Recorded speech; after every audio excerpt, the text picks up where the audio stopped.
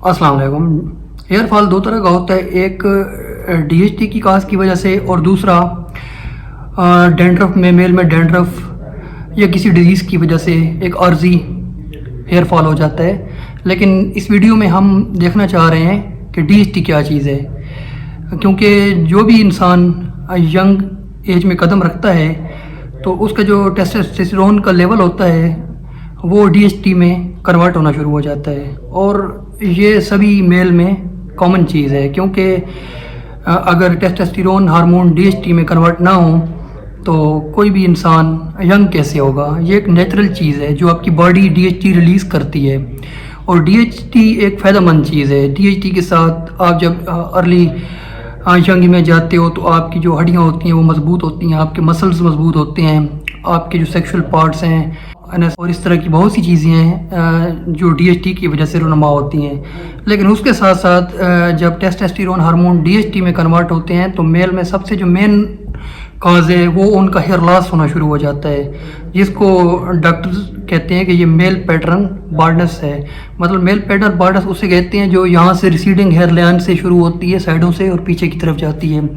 और बाज़ लोगों में ये जो हेयर फॉल है वो दरमियान में से भी स्टार्ट हो सकता है, हर किसी की अलग एक टाइप है। तो वो इंसान शुरू हो जाता है, उसको स्टॉप करने के लिए मुख्तलिफ घर में रेमेडीज़ इस्तेमाल करता है, तेल इस्तेमाल करता है, मसाज करता है, मुख्तलिफ टैबलेट का यूज़ करना शुरू कर देता है कि किसी तरह उसका वो जो हेयर फॉल है वो कंट्रोल हो जाए या रुक जाए। तो सबसे मेन चीज़ है कि जब आपके साथ कोई ऐसा मसला हो तो आपको अपना डीएचटी का एक टेस्ट करवाना चाहिए कि जो आपके टेस्टोस्टेरोन हार्मोन्स हैं उनका लेवल जो है वो डीएचटी में कितने % कन्वर्ट हो रहा है। उसके बाद आपका डॉक्टर फिजिशियन ये चीज़ सजेस्ट करेगा कि आया ये डीएचटी की वजह से है या कोई और वजह है। अगर ये डीएचटी की वजह से है तो इसको डीएचटी कंट्रोल मुख्तलिफ मेडिसन मार्केट में अवेलेबल हैं, जिनमें से सबसे बेस्ट फिनास्टीराइड हो गई, ड्यूटास्टीराइड हो गई, इस तरह की अदर मेडिसन हैं जिनके इस्तेमाल से आपका जो वो डीएचटी हार्मोन है वो स्टॉप हो जाता है और उसका जो इफ़ेक्ट है वो आपके सर के हेयर फॉलिकल्स पे उसका इफ़ेक्ट कम हो जाता है। क्योंकि साफ ज़रे जब टेस्टोस्टेरोन हार्मोन डीएचटी में कन्वर्ट होते हैं तो सबसे पहले उनका जो इफ़ेक्ट है वो आपके हेयर फॉलिकल्स पे होता है। रिसर्च में इस बात की आज तक तस्दीक नहीं हो सकी है कि ऐसा क्यों होता है। ये बहुत सदियों से ये कॉमन चीज़ चली आ रही है, लेकिन आज तक किसी को नहीं पता कि ये ऐसा क्यों होता है कि डीएचटी का रिलेशन आपके हेयर फॉलिकल्स के साथ क्यों है।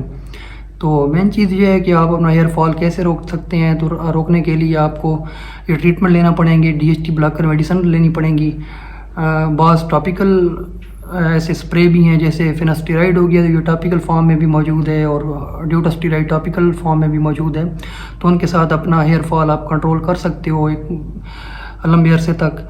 लेकिन जो मेन चीज़ बताने की है, आप अगर जितनी भी मेडिसिन का इस्तेमाल करो, कुछ भी करो, अगर आप का एक विरासती मसला है, मतलब आपके बाप दादा में से या मामू में, चाचा में से किसी के हेयर फॉल हो चुका है, तो इसका मतलब है कि आपको मेल पार्टनर बार्डनेस का शिकार हो गए हैं। तो उसके लिए आपका जो वैध हल है वो आप अपना ट्रांसप्लांट ही करवा सकते हो। इन मेडिसन के साथ आप आर्जी तौर पे अपने हेयर फॉल को स्टॉप ज़रूर कर सकते हो। यानी आप 20 साल के हो तो आप 25, 26, 27 साल तक इन मेडिसन का वक्त से इस्तेमाल करके अपना हेयर फॉल स्टॉप कर सकते हो। उसके बाद जब आप 30 के करीब जाओ, आपकी बार्डनेस कंप्लीट हो चुकी हो, तो आप अपना हेयर ट्रांसप्लांट करवा लें। तो हेयर ट्रांसप्लांट करवाने के बाद वो जो बाल होते हैं वो डीएचटी रेजिस्टेंस होते हैं, वो जो साइडों वाले जो बाल हैं आपके, तो ये बाल कभी नहीं गिरते हैं। तो मेरा आज की वीडियो में बताने का यही मकसद था कि हेयर फॉल किस तरह का होता है और इसको कैसे स्टॉप किया जाता है। Thank you for watching. अल्लाह हाफ़िज़।